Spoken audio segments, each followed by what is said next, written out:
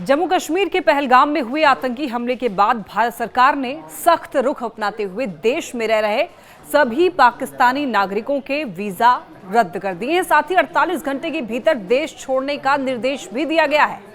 और इस फैसले के बाद सीमा हैदर का जो मामला है फिर से चर्चा में आ गया है। सवाल यही कि सीमा हैदर का अब क्या होगा। नमस्कार, मेरा नाम है लक्ष्मी। सीमा हैदर नेपाल के रास्ते भारत आई थी और उन्होंने भारतीय युवक सचिन मीणा से शादी की।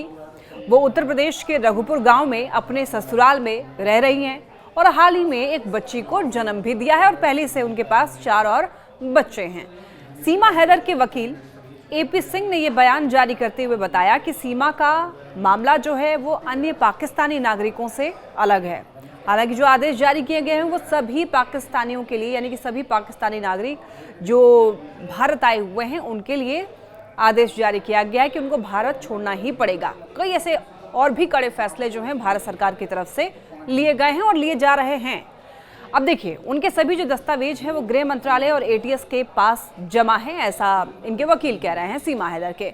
साथ ही राष्ट्रपति के पास उनकी याचिका लंबित है।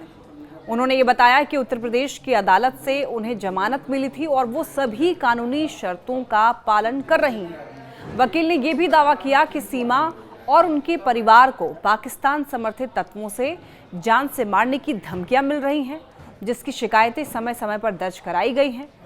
एपी सिंह ने कहा कि सीमा भारत में शरण के आधार पर रह रही हैं और भारत सरकार और उत्तर प्रदेश सरकार पर उन्हें पूरा भरोसा है।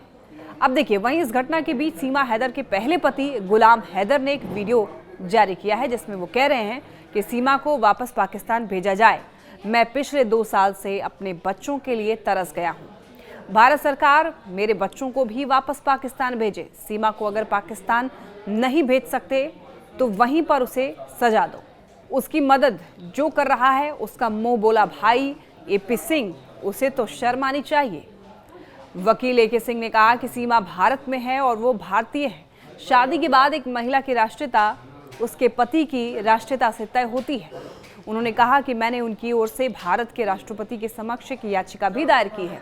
वो जमानत पर बाहर हैं और जेवर कोर्ट द्वारा निर्धारित शर्तों का पूरी तरीके से पालन भी कर रही हैं, जिसमें ग्रेटर नोएडा के रबुपुरा में अपने ससुराल वालों के घर से बाहर न निकलना भी शामिल है। इधर अंतर्राष्ट्रीय कानूनी ढांचे का हवाला देते हुए सिंह ने कहा कि अंतर्राष्ट्रीय न्यायालय और अभिभावक अधिनियम में स्पष्ट रूप से ये कहा गया है कि एक मां ही बच्चे की सबसे अच्छी अभिभावक होती है। क्या आप भारत में जन्मी बेटी को पाकिस्तान भेजना चाहेंगे? उन्होंने कहा कि सीमा की शादी और मातृत्व एक प्राकृतिक प्रक्रिया का हिस्सा है। सीमा के वकील ने कहा कि उत्तर प्रदेश सरकार द्वारा जारी जन्म प्रमाण पत्र में सीमा मीणा को बच्चे की मां और सचिन मीणा को बच्चे का पिता बताया गया है। ये भारतीय समाज में उनके एकीकरण की पुष्टि करता है।